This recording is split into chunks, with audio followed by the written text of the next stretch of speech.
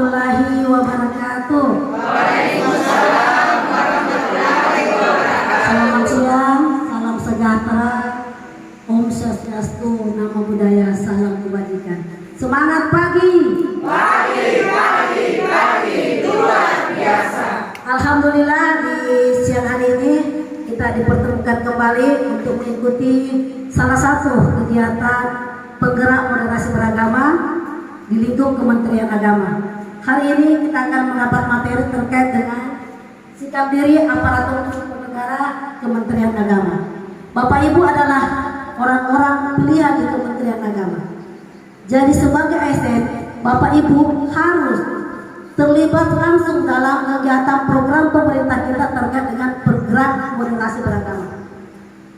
Kita lihat di sini ya, sikap diri ASN Kementerian Agama bahwa program moderasi beragama akan berhasil apabila para aktor Bapak Ibu ASN Kementerian Agama ini memahami, meyakini dan menerapkan nilai-nilai yang tersebut dalam peran dan tugasnya sebagai abdi negara. Bapak Ibu sekarang sebagai ASN adalah sebagai guru di Kementerian Agama. Tugas dan fungsi sebagai guru, sebagai Bapak Ibu di sini apa? Tugas dan fungsinya adalah mendidik anak-anak bangsa ya. Tuh. Nilai-nilai yang didasarkan pada konstitusi dan undang-undang dasar negara Republik Indonesia serta dituangkan dalam visi, misi, tugas dan fungsi Kementerian Agama. Ada yang masih ingat misi Kementerian Agama? Visi Kementerian Agama ada masih ingat? Ya Bu, masih. Ya, kira-kira apa Bu? Jadi berdasarkan Peraturan Menteri Agama Nomor 18 Tahun 2020, Ya. Visi Kementerian Agama yaitu Kementerian Agama yang profesional dan andal dalam membangun masyarakat yang saleh, moderat, cerdas dan unggul untuk mewujudkan Indonesia maju yang berdaulat, mandiri dan berkepribadian berdasarkan gotong royong. Nah, kita kasih aplaus ya. Ingat kalau kita kasih aplaus langsung kita bilang aplaus.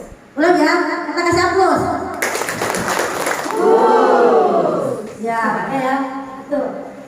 Selanjutnya, citra diri mencerminkan nilai-nilai ASN Kementerian Agama yang bersikap adil, imparsial, dan profesional. Apa itu imparsial? Tidak membeda-bedakan, ya, tidak memihak ya, tidak membeda-bedakan dalam mengembang makna, mandat, perlindungan dan pelayanan bagi umat beragama di Indonesia. Jadi tugas kita sebagai orang-orang di Kementerian Agama fungsinya seperti itu ya, selalu bersikap imparsial, profesional dalam melaksanakan tugas-tugas kita dalam mengembang mandat pemerintah sebagai pelayan umat. Adapun tujuan dari pembelajaran kita, di mana setelah kegiatan ini diharapkan bahwa memiliki kesadaran sebagai ASN di Kementerian Agama untuk menegakkan pilar kebangsaan berbasis narasi keagamaan.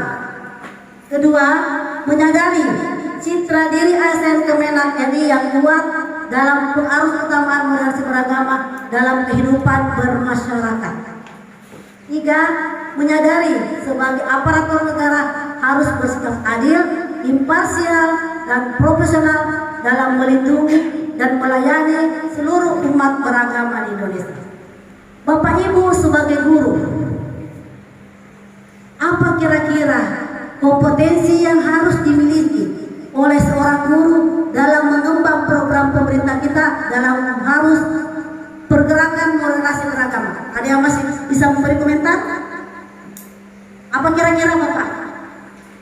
Kompetensi apa yang harus kita miliki dalam moderasi beragama? dalam moderasi beragama? Pertama, kompetensi yang harus dimiliki yang paling utama itu adalah toleransi antar umat beragama. Toleransi antar umat beragama. Ada yang lain? Ada yang lain? Pak Nyoman? Sebagai ASN Kementerian Agama, Ya. untuk mendukung program moderasi beragama Kristen, Mm-mm. kita harus menerapkan kehidupan ketika memutuskan permasalahan senantiasa bermusyawarah. Musyawarah, ada toleransi ya, ada musyawarah, ada toleransi, ada yang lain lagi. Pak Harihat ya Ibu Ayu. Ya, mungkin Ibu kalau dikatakan tadi oleh rekan kita Mm-mm. tentang toleransi, mungkin sebagai guru agama Ya. kita juga perlu mengetahui batasan-batasan toleransi tersebut ya, sehingga masing-masing agama ini tidak saling inilah berbenturan.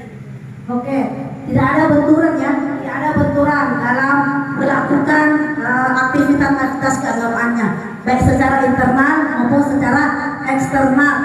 Oke, kita kasih hapus semuanya. Bagaimana? Mana urus? Oke, jadi sebagai aparatur sipil negara di Kementerian Agama, ada beberapa kapasitas yang harus kita miliki. Kita lihat seperti ini ya. Kapasitas yang harus dimiliki oleh seorang ASN di Kementerian Agama ada 5 ya. Paling tidak ada 5 yang harus kita miliki. Pertama, paham konteks persoalan kehidupan keagamaan. Kedua, wawasan keagamaan.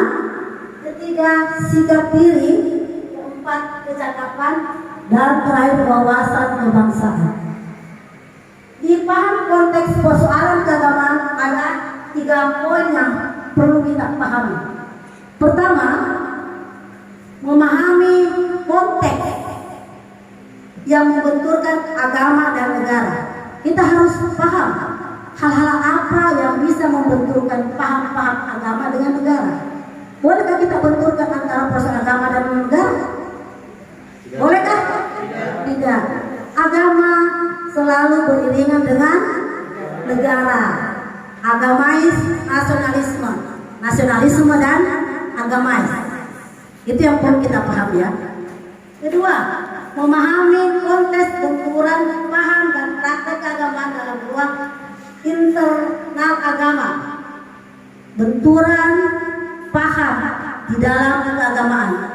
Masih munculkah benturan-benturan di dalam internal keagamaan kita? Masih ada ya?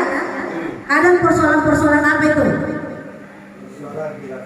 Persoalan khilafiyah. Yang itu kadang bisa membenturkan paham-paham keagamaan di dalam konteks keagamaan kita di negara kita. Ketiga, memahami RIFI. Apa itu RIFI? Religius, eksklusivisme, dan violet ekstremisme. Eksklusif. Apa itu eksklusif? Tidak terbuka kepada orang lain, yaitu ya, tidak terbuka kepada orang lain. Ekstrim dan violet ekstremisme. Apa radikalisme ya? Kalau radikalisme berarti ada orang yang tidak tenang. Kalau kita melakukan sesuatu ada orang yang tidak tenang, maka kita termasuk radikalisme. Ya? Jadi buatlah sesuatu yang bisa menenangkan orang lain. Perbuatan kita itu tidak mengganggu, tidak membuat orang lain resah karena perbuatan kita. Terkait dengan wawasan keagamaan, ya, di wawasan keagamaan ada beberapa hal yang perlu kita pahami, bahwa memahami nilai universal ajaran agama. Yang mana nilai-nilai universal ajaran agama kita? Yang itu yang 9 kata kunci moderasi beragama. Itu perlu kita terapkan dalam kehidupan kita sehari-hari. Di memahami argumentasi teologi beragama terkait dengan memahami indikator moderasi beragama. Yang mana indikator moderasi beragama itu ada 4 pilar ya. Ada 4 pilar. Yang mana 4 pilar moderasi beragama? Di wawasan kebangsaan, anti kekerasan, toleransi dan apa? Menerima budaya lokal. Itu. Sikap dirinya memiliki nilai-nilai keagamaan yang inklusif, demokrasi, kelanjutan dan moderat.